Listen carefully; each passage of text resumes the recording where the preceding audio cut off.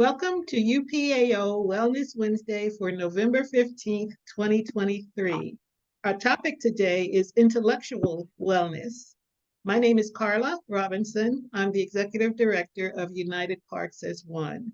I'm here again with Hajjah Dena Corbin, the United Parks as One Wellness and Wellbeing Navigator.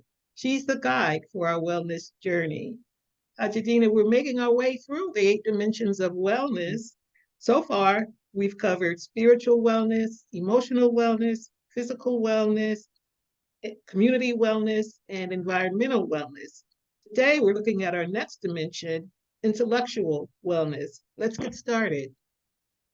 Okay, thank you so much, Miss Carla. So today we're going to move into, as Miss Carla stated, intellectual wellness. But let's go back and remember the other wellnesses that we talked about: the spiritual, emotional, physical, community, environmental, intellectual, occupation, and financial. Actually, they are all of the 8 dimensions of wellness. So we still have a few to come. We're not quite finished yet. So a conversation we're going to have with Ginger Garrett, who is a friend of mine. We really kind of got to know each other over this summer. Well, we can say this summer, like the summer is really over. But anyhow, I'm going to read you her bio here. So Ginger Crystal Garrett is a healing artist. She studied theater arts at Arts High School in Newark, New Jersey. She has performed spoken word, prose, and poetry for many years. Ginger sang with a group called Risque when she was a teenager and studied tap dancing and jazz for many years. Ginger has entertained children as a clown at children's birthday parties and other venues. She has worked as a mail carrier where she was chased by a 3-legged dog, studied interior design, performed stand-up comedy, and went on a safari in Africa. Although she has studied many disciplines, nothing gives her more satisfaction than when she consults with clients and assists them with tapping the power within. She has motivated many people, especially women, who could not see a light at the end of the tunnel. She has inspired her clients to pursue their dreams and to reach their fullest potential. As an aromatherapist, Ginger has helped her clients achieve a sense of wellness and peace of mind with essential oils, meditation techniques, and a positive affirmation. Ginger has trained as a massage therapist, aromatherapist, Reiki, pranic healer, esthetician, meditation, and a life coach. Ginger uses art and different healing modalities to help her clients achieve a sense of well-being and confidence. So I present to you Ginger Garrett. Here we go. You ready, Miss Ginger? Thank you for that beautiful introduction. You are so very welcome. I really should have read it before because that 3-legged dog thing was funny. That was funny. Okay, so here we go. Funny when I was running. It wasn't funny when you was running. I hear you. Okay, so we're going to get right on in. So the very first question is, tell us, what is intellectual wellness and what does it look like? So when Hajjah Dena first introduced the intellectual wellness to me, I didn't know what it was. I had to look it up. And then after I looked it up, I was like, so that's why she wants me to do a presentation on it. So when I looked up the definition of intellectual wellness, it says, recognizes creative abilities and encourages us to find ways to expand our knowledge and skills. It can be developed through personal and professional development and cultural involvement, community, and personal hobbies. Mm-hmm. She asked me, what does it look like? The reason why I realized she asked me is because I've been living intellectual wellness and didn't know that there was a word for a word or 2 words for it. I graduated from Douglas College with a degree in journalism and mass media. I've taught myself how to make jewelry. I went to school for massage when we had a governor, Christina Todd Whitman. During that time, she was trying to phase out my job. I worked for social services. So I said, what can I go back to school for? And so I decided I would go to school for massage. So I was in school for massage and aromatherapy at the same time. And we all know that massage is physical touch. So you have different types of massage. You have the potent, which you're tapping on people. You have the effleurage, where you're, long strokes. You just have so many different types of massage. Those are two that I named. But you also have aromatherapy, which is the use of essential oils. They use barks, trees, and roots to extract, steam, distill, extract the oils, which is the life of the plant for us. And our first, aside from hearing the mother's heartbeat, the first contact that the baby has outside of touch is smell. My daughter, when she was 3, she said, I smell you, I smell you, I smell you. So I went to school. I went to school for interior design. I went to school for creative healing. I studied, what else did I study? I studied Reiki. And I just studied so many different things, and I had no idea there was a word to it. And just recently, I graduated from the Master Gardens of Essex County program through Rutgers. And so, and gardening is very healing. Flowers is very healing. Working out in the soil is very healing. So, I was very pleased that Hajjah Dena asked me to do a presentation on intellectual wellness, because she knew from the different skills that I had that I was exercising it, and I didn't know it. So it actually is just always trying to expand your knowledge base so you can learn and just keep your mind active. That's how I would describe it in a nutshell. Okay, so the next question, and we're going to come back to some of the points that you made. How can we develop the ability to nurture our intellectual wellness? I think that we can find things that we like, things that we enjoy, and it will give us an idea if we want to continue to work in that capacity or do something different. I remember you had a conference over the weekend, and you shared how when you went to school for the Master Gardeners program, you had no idea that you would have a deep affinity to native plants. And it was through your learning about master gardening that let you know that this is something that you wanted to do. So as for me, like I shared with you, that I've had a lot of trauma in my life as a child. My mother died when I was 10. And for me, because I'm still on the path to healing, for me, healing and helping other women heal, it helps me continue to heal, because people, we're all alike. And if we don't share our story, we never know that we have the same experience. And if people hear your story and they know that you overcame an obstacle or a challenge, then they see that there is a way for them to overcome, because someone that looks like them overcame as well. Okay.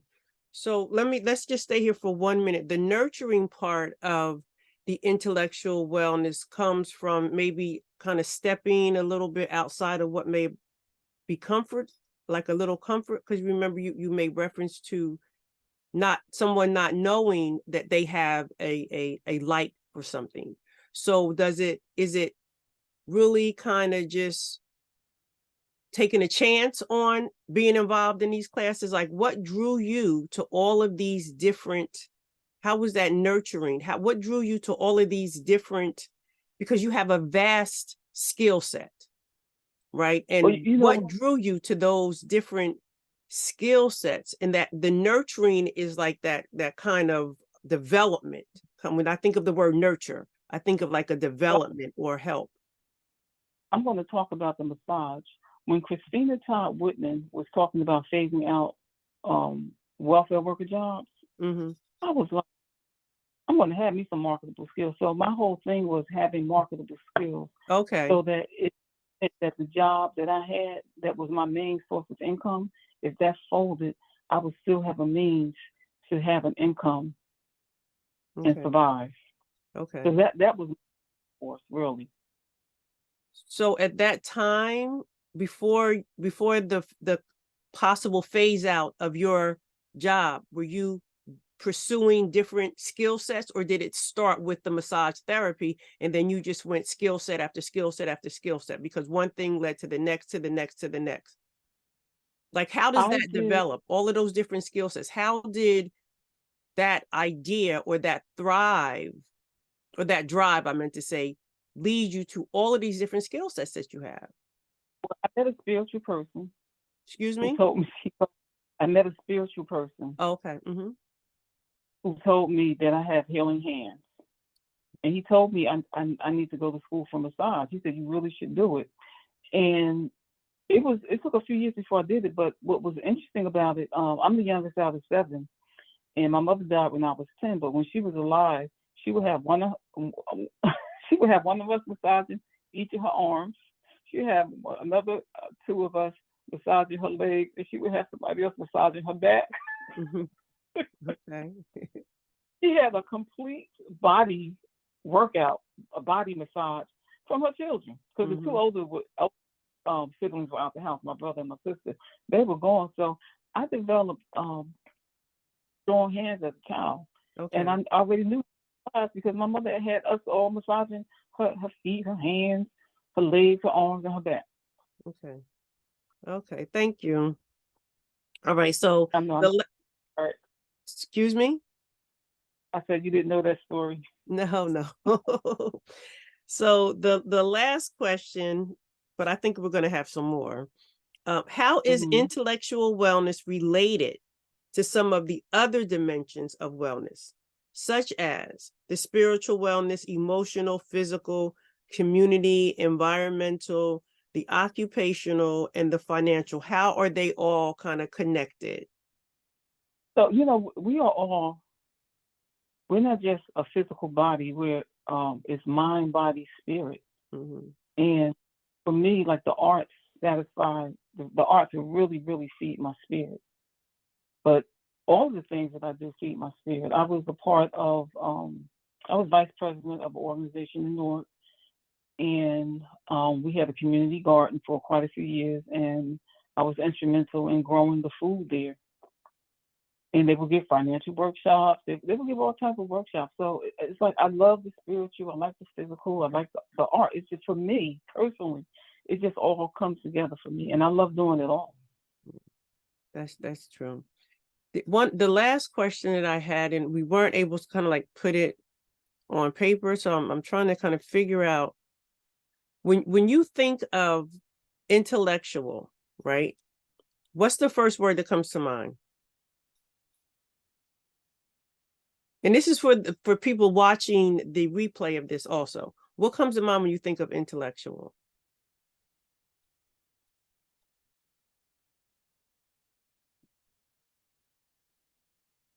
Just you want one word? Yeah, just one word. Interesting question. What one word would I describe? When you think of the that would word intellectual, for example, for me, when I think of intellectual, I think of smart, or I think of another word, school, college, degrees, right? Can you touch on the fact that sometimes intellectual, because the wellness is the balance piece of it, but when you hear the intellectual piece, people think that, oh, because I'm not in school or I'm not in college, I don't have an intellectual wellness thing going on. Can you kind of speak to that a little bit? It's a skills. Skills. You don't have to be college educated to get skills. I just completed the Master Gardeners program, even though it was sponsored by a college. I didn't get a degree, and I got a certification in it, and I learned a lot about gardening. So it's just about increasing your skills base. Yes. Because okay. That's what I needed to hear. Okay. If people will, if you have a skills base that others don't have, and that's considered a specialty, people will pay you for it. That's right. Yeah, that's what I needed to hear. Thank you so much. A skill space, right? A skill set, a skill space, developing, learning, continuing, to grow and expand is really what we want people to understand. So our next steps for our next Wellness Wednesday post on December 20th, we'll address occupational wellness as we continue our series about the 8 dimensions of wellness. And we're just about coming to an end, right, Miss Carla? Yeah, we are. With our 8 dimensions, or as we like to say here at United Parks is 1 and natural ground, 1 is spaces, because everybody fills them up very differently. So we're almost to the end. So We thank are. you so much, Miss Ginger, Miss Thank you. Crystal, for your insight and your view on intellectual wellness. Thank you for the invitation. You're welcome.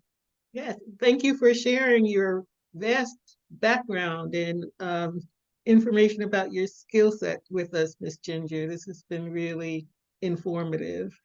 So Thank you.